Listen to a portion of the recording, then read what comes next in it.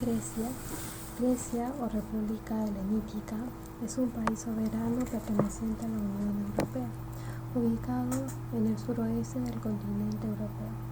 Además de su territorio continental, Grecia cuenta con un territorio inusual compuesto por miles de islas de diversos tamaños.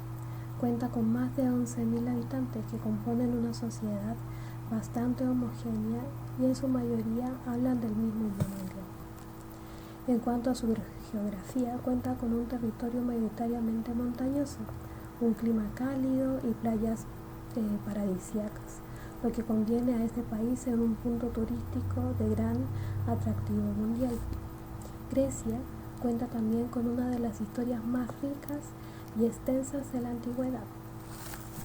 Actualmente el país se encuentra atravesando por una recuperación económica que la ha perjudicado en el año 2010. Grecia es un país cubierto entre el 70 y el 80% de relieve en montañas, con montañas de considerable altura. Grecia se presenta con inviernos suaves y templados, y también son húmedos, con temperaturas medias entre 10 grados y los 15 grados Celsius, mientras que los veranos son cálidos pero también son secos, que mantienen una temperatura entre 20 y 27 grados Celsius. Un 30% del territorio está cubierto de bosques de alpines, de vegetación mediterránea, y que Grecia también presenta más de 5.500 especies de plantas, entre los que destacan los árboles frutales como los naranjos, olivos, almendros, higueras, etc. En este territorio de altura se destaca la presencia de pinos y castaños también. En Grecia cuentan con 116 especies de mamíferos. Además cuenta con más de 400 especies de aves, 600 especies de reptiles y 20 de anfibios. La Grecia también se profesa el cristianismo ortodoxo, que es la religión más común en este lugar. Pero también en la religión de la antigua Grecia, donde se adoraba en este entonces a los dioses Olimpo. Además se pueden encontrar en menor cantidad también la cultura griega, marcó el presente de todo Occidente. Creo que esto fue una de las cosas más importantes dentro de los griegos, que contó un gran desarrollo de una antigüedad muy grande, con festividades, y que siguen acompañándose todos los años en lo cotidiano. Grecia cuenta con playas de arenas blancas, aguas turquesas y zonas montañosas que hacen de este paisaje uno de los lugares más visitados y turísticos de todo el mundo. Además, Grecia cuenta con un importante caudal turístico mundial. Grecia fue un lugar de nacimiento de los judíos de los Juegos Olímpicos, que son celebrados en la primera vez de cada año. En la educación actual obligatoria en Grecia comprende la educación preescolar, primaria y el gimnasio, que es la escuela.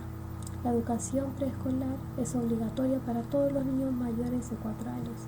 La escuela primaria se divide en 6 grados y es obligatorio desde los 6 años.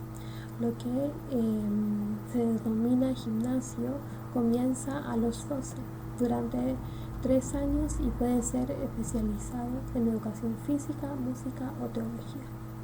La educación postsecundaria no es totalmente obligatoria en Grecia y cuenta con 2 posibilidades: las escuelas secundarias superiores unificadas y las técnicas vocales. Grecia es considerado también un país de alto estándar de vida. La economía se compone en un 85% por empresas de servicios y un 12% de industria, que se destaca el turismo también en este punto, y un 3% en el sector primario. Grecia cuenta con un tipo de gobierno conocido como república parlamentaria. La autoridad máxima es el presidente de la república, electo por el parlamentario por 5 años. Existen 3 poderes: el ejecutivo, el legislativo y el judicial. El poder ejecutivo está representado por el presidente de la República y por sus gobernantes. El legislativo consta de un parlamento unicameral constituido por 300 miembros, y el poder judicial, situación geográfica en plena cuenca del mar Mediterráneo. El clima mediterráneo no es propicio para desarrollar una rica agricultura al estilo de la Mesopotamia o Egipto. En esta dificultad se añadió la peculiaridad del territorio muy montañoso. Grecia contaba con escasas tierras fértiles por el cultivo, que estuvo basado fundamentalmente en los cereales, trigo y cebada, la vid para la elaboración del vino y el olivo. Estos se complementan con los productos hortofrutícolas, que es muy importante. La ganadería suplementa las actividades agrícolas. Se criaban fundamentalmente cabras, ovejas, cerdos y también bueyes y caballos. Especialmente la relevancia alcanzó la artesanía. Los griegos fueron especialistas en las fábricas de determinados artículos, como los del metal, las armas y las armaduras. Por sobre todo destacó uno, que es la cerámica. Esta se exportaba en grandes cantidades por todo el Mediterráneo y el Próximo Oriente, siendo muy apreciada por los diversos pueblos de la antigüedad. El comercio en Grecia constituyó sin duda la actividad económica más relevante.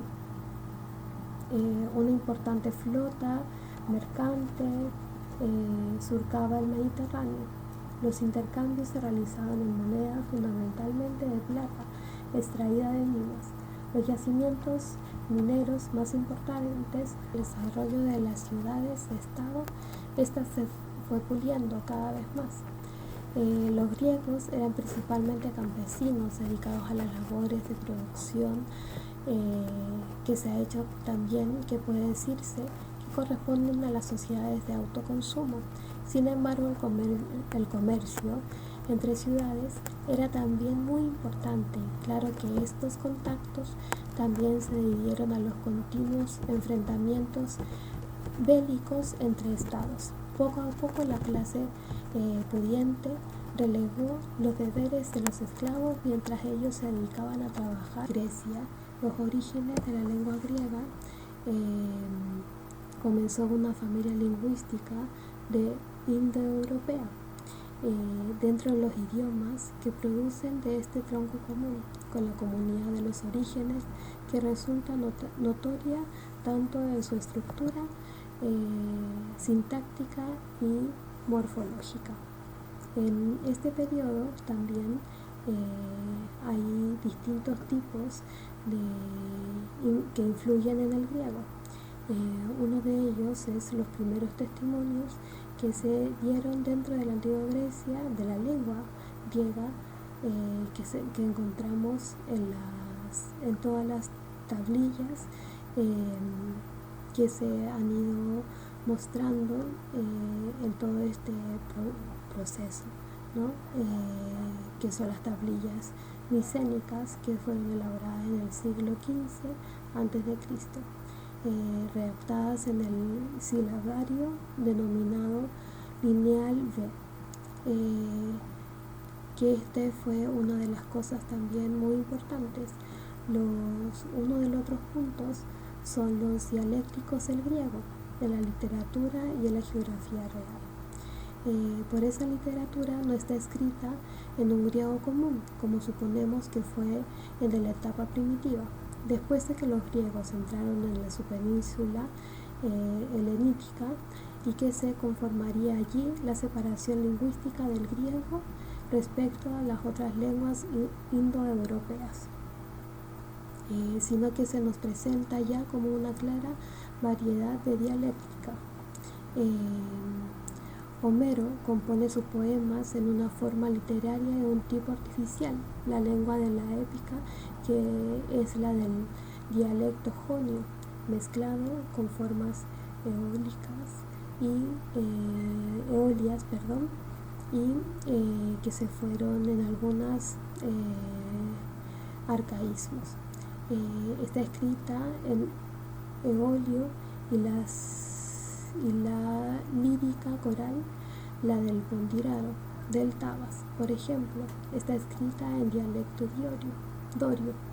En la literatura se refleja pues desde la época temprana como fragmentación del griego. Los dialectos y también su distribución geográfica, que es otro punto, que fundamentalmente se distinguen en 4 grandes grupos dialécticas: el jónico ático, el eolio, el arcadio, chiprita y el dorio, que es un sentido amplio, que comprende también la llamado griego del noroeste junto con el dorio propiamente dicho.